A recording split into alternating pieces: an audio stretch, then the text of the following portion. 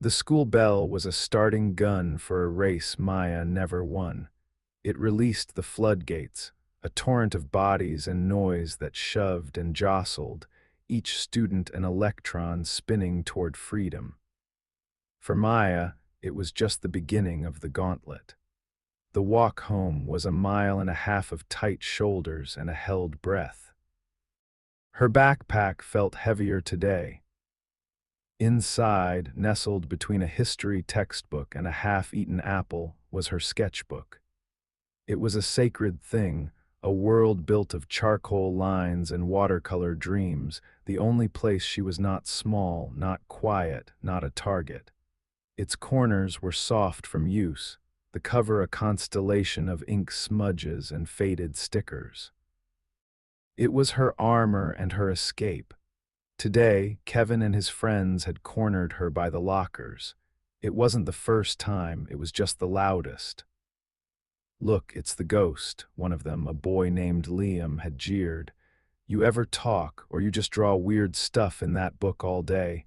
Kevin, the ringleader, had snatched it from her hands. The world tilted, her breath caught in her throat.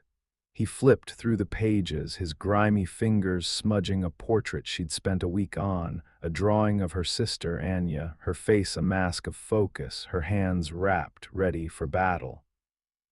"What's this supposed to be?" Kevin scoffed, showing it to his friends. "Your imaginary tough friend," they'd howled. The sound was a physical thing pressing in on her, stealing the air. Maya had simply stood there, her hands clenched into fists at her sides, and waited. Waiting was her superpower. She could outwait a storm. She could outwait the tide. She could outwait their fleeting, pathetic cruelty. When he finally tossed the book back at her, its spine hitting the tiled floor with a sickening crack, she just bent down, picked it up, and walked away. The shove in the yard came later.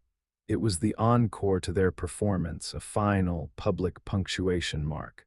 Now, walking under the oppressive Texas sun, each step was a memory of that humiliation. The laughter, the sneers, the casual brutality of it all. She clutched the strap of her backpack, the cracked spine of her sketchbook pressing into her back, a reminder. She walked past houses with manicured lawns and barking dogs, past kids playing on the sidewalk who went quiet as she approached. She was an island, an observer. The world happened around her, to her, but rarely with her. She wasn't weak. Weakness was giving them the reaction they craved. Weakness was letting their ugliness become her own. Her strength was quiet. It was the patient graphite of her pencil building a world line by line. It was the calm in her voice when she told Kevin her sister was coming. Her sister, Anya, the thought of her was an anchor in the storm. Anya was everything Maya was not. Loud where Maya was quiet, a force of nature where Maya was a still pond. Anya moved through the world and the world moved out of her way. Maya moved through the world and the world didn't seem to notice she was there at all. But Anya noticed. Anya always noticed. As she rounded the final corner to her street, a small, hopeful flutter started in her chest. The day was almost over. The gauntlet was almost run. Soon she would be home. She would open her sketchbook, sharpen her pencil, and she would fix the smudge on Anya's face. She would make her whole again. 3,000 miles away, in a cavernous gym in Las Vegas that smelled of sweat, leather, and iron will, Anya, the annihilator Davis, was making a man twice her size question his life choices. The gym was her cathedral. The rhythmic slam of weights, the percussive thud of fists on heavy bags, the sharp hiss of breath exhaled with each strike. It was a symphony of controlled violence.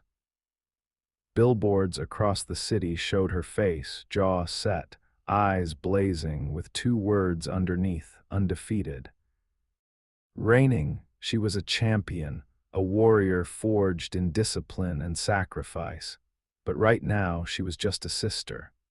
Her sparring partner, a heavyweight named Marcus, lunged. Anya moved with a fluid grace that defied her power, slipping his jab, pivoting on the ball of her foot. Her counter was a blur, a quick jab of her own, followed by a vicious leg kick that landed with a crack that echoed through the gym. Marcus grunted, stumbling back. "Damn, Anya, you got somewhere to be." She didn't smile, her focus was absolute. "Warm-up's over, Mark, let's work." For another hour they moved, a dance of predators. Anya was a master of geometry and pain, calculating angles, exploiting weaknesses, her body a weapon honed to a razor's edge. Her trainer, a grizzled old man named Pops who had seen it all, watched from the side of the ring, his eyes missing nothing. "All right, that's enough," he finally called out, tossing a towel into the ring. "You're gonna break my best heavyweight before his next fight." Anya's intensity dissolved instantly, replaced by a warm, breathless smile. She tapped gloves with Marcus, a gesture of respect. "Good work, big man, you're getting faster." Marcus just shook his head, wincing as he rubbed his thigh. "Faster to the hospital, maybe. You're in fight shape already and the match is 2 months away. What's got you so wound up?" She shrugged, pulling off her gloves. Her hands, wrapped in white tape, were her artist's tools. They could create masterpieces of destruction. "Just got things on my mind."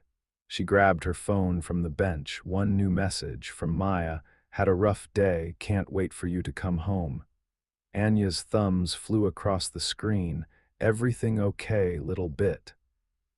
Need me to break someone, it was their joke, but there was a layer of truth to it that only they understood. Maya's reply came a minute later. "No, I'm okay, just miss you." Anya frowned. She knew her sister's language. "I'm okay" was Maya's code for "I'm handling it, but it hurts." "Just miss you" meant "I need you," she typed back. "Be home for your graduation." "Promise, nothing in the world could make me miss it." Pops walked over, handing her a water bottle. "Everything all right with your sister?" Anya nodded, but the frown lingered. "Yeah, I think so." She took a long drink of water, the cold liquid doing nothing to cool the protective fire that always burned in her gut when she thought of Maya. She remembered the promise she'd made to their mother on her deathbed years ago. "Take care of your sister. She's a gentle soul in a hard world. Be her shield." Anya had been Maya's shield ever since. She'd taught her how to be quiet and strong, how to observe, how to absorb and endure without breaking. But sometimes she wondered if that was enough. Sometimes she thought about what would happen if she wasn't just her shield, but her sword. She looked down at her wrapped hands, the tools of her trade. She had built a kingdom with them, felled giants, earned millions. But their true purpose, their most important job, had always been, and would always be, protecting a quiet girl with a sketchbook full of dreams. The day of the shove wasn't an isolated storm, it was the culmination of a long, miserable season. The bullying had been a slow poison, starting with whispers and evolving into a daily ritual of degradation. The incident with the sketchbook a week prior had been a turning point. It had cracked Maya's armor. Kevin had held it aloft in the crowded cafeteria.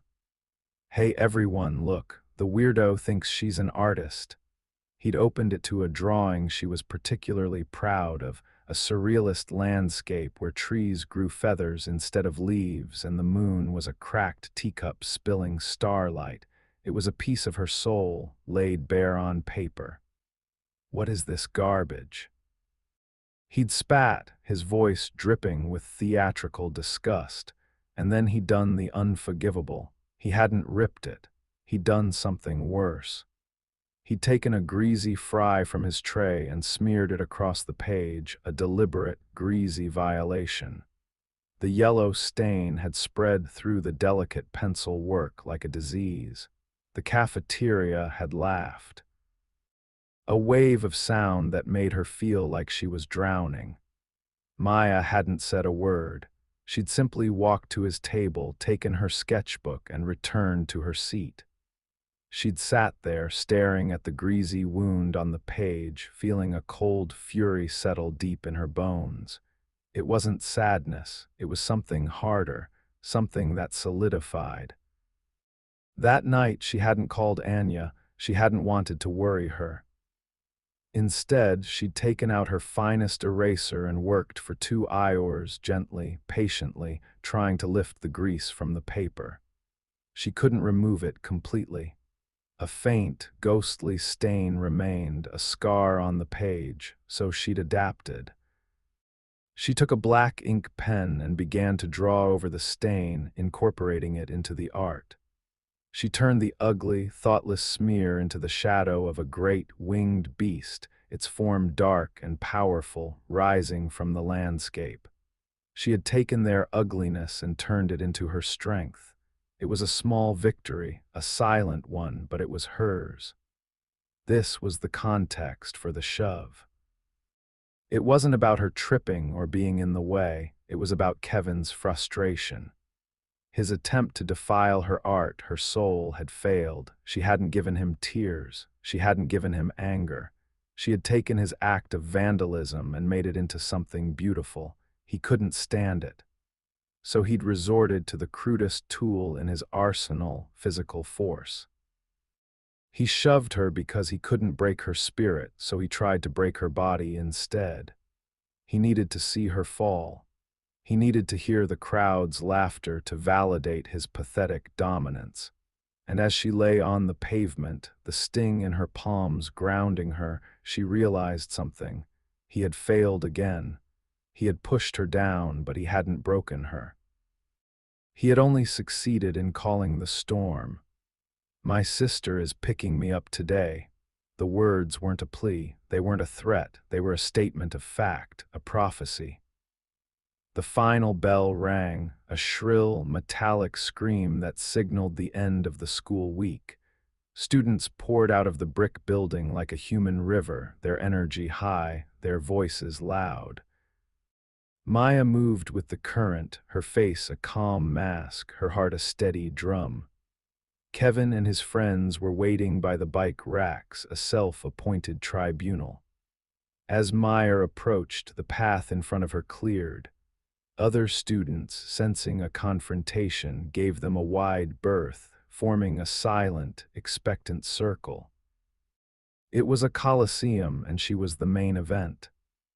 "Well, look who it is," Kevin drawled, stepping forward. "Where's your big sister? Did she get lost?" His friends snickered. Liam, his primary lieutenant, added, "Yeah, maybe she's imaginary, like the rest of the freaks in your notebook." Maya didn't answer.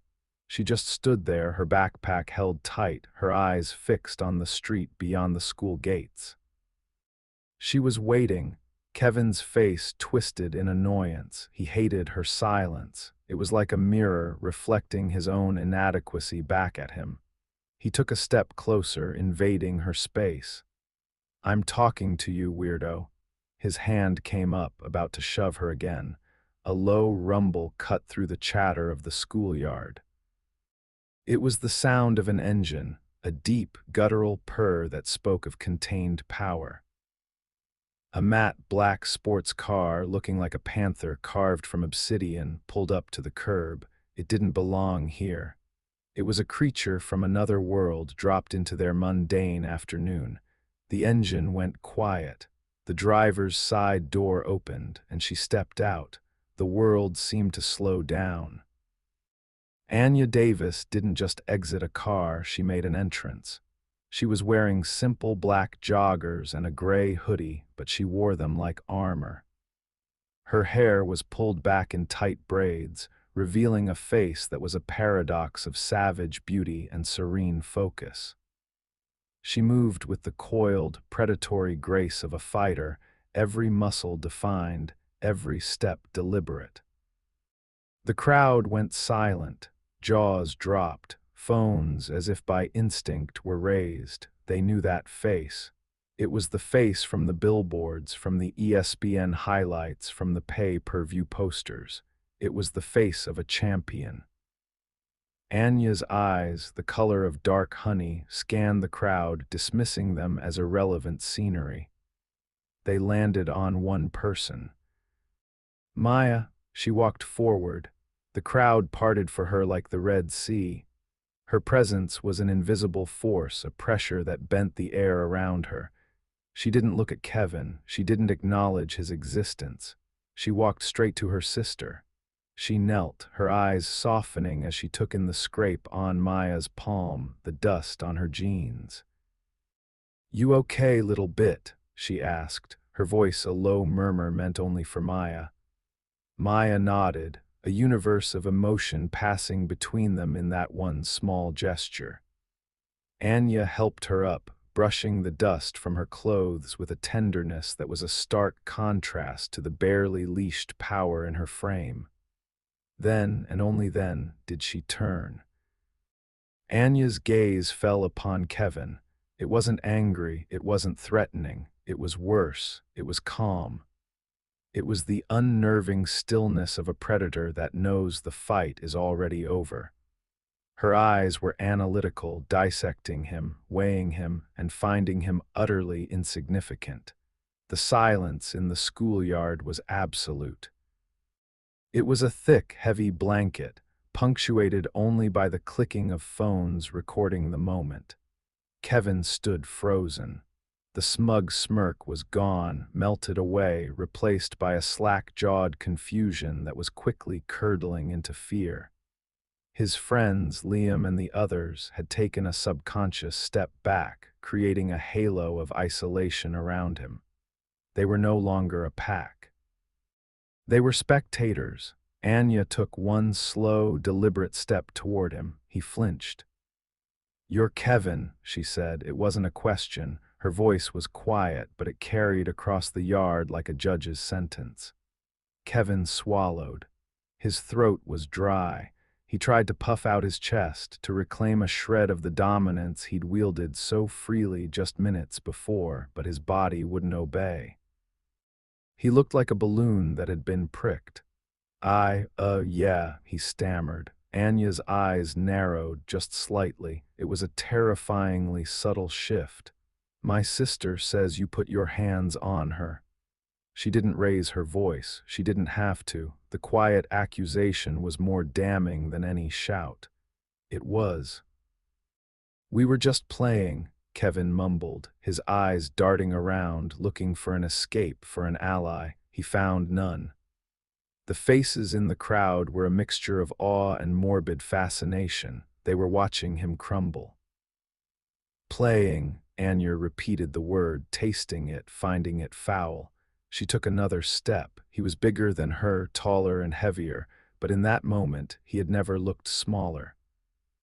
"Show me." "What?" he squeaked. "Show me how you were playing," she said, her voice dropping into a lower, more dangerous register. "Show me how you pushed my sister to the ground."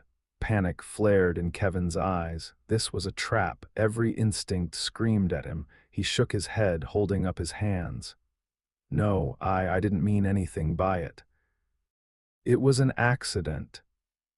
"An accident," Anya said, her gaze unblinking. It felt like a physical weight pressing on him. "An accident that you laughed at, an accident that you threatened to repeat just now." She knew. How could she know?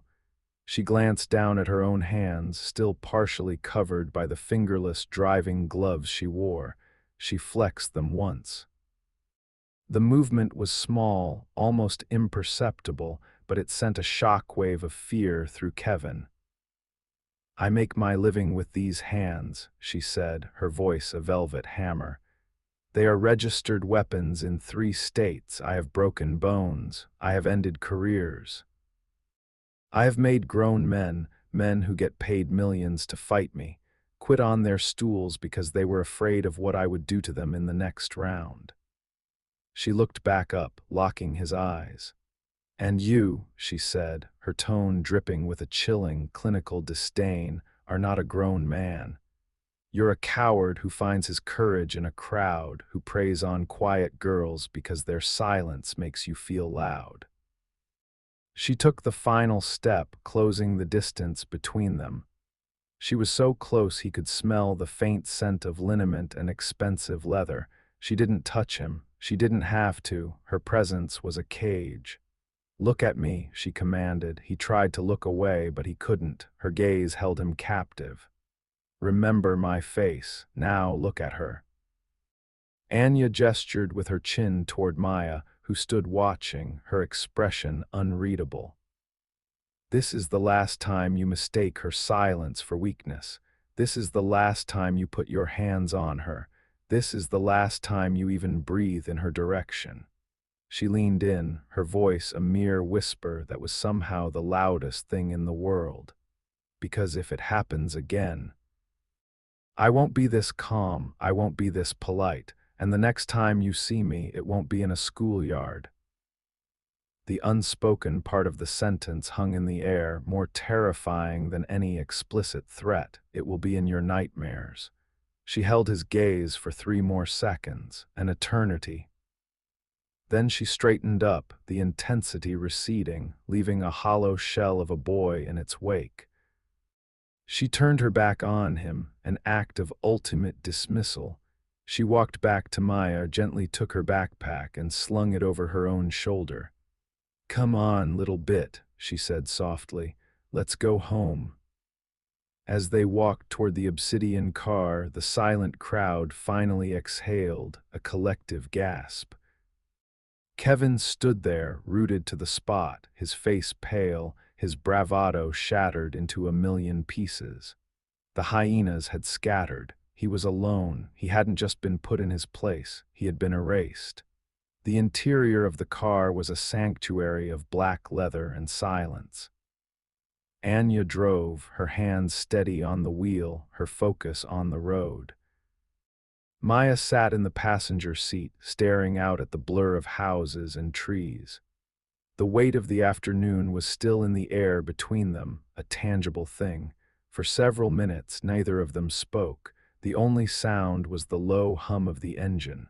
Finally, Maya broke the silence, her voice small. "You didn't have to do that." Anya glanced at her, a faint, sad smile touching her lips. "Yeah, I did. He's just a stupid kid," Maya said, though the words sounded hollow even to her. "He's a bully," Anya corrected gently. "And bullies only understand one language. It's not violence, it's power. He needed to feel powerless. He needed to feel the way he makes you feel every single day." Maya traced a pattern on the cool glass of the window. Everyone was staring. They all had their phones out.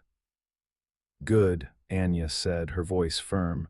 Let them post it. Let every other kid who thought about picking on you see what happens. Let their parents see it. Sometimes you have to turn the light on to make the roaches scatter." The car stopped at a red light. Anya turned to face her sister fully. Her expression was serious, the champion's mask replaced by a sister's love, fierce and profound. "Listen to me, Maya. Your quiet, your art, your gentle soul, that is not a weakness. That is your power. It's a power I don't have. I have to fight, to yell, to break things to make the world listen. You make the world lean in.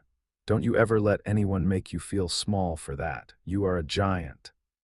A tear, the one Maya had held back all day, finally escaped, tracing a silent path down her cheek. Anya reached over and gently wiped it away with her thumb. "But sometimes," Anya continued, her voice softening, "even giants need a shield. That's my job, okay?"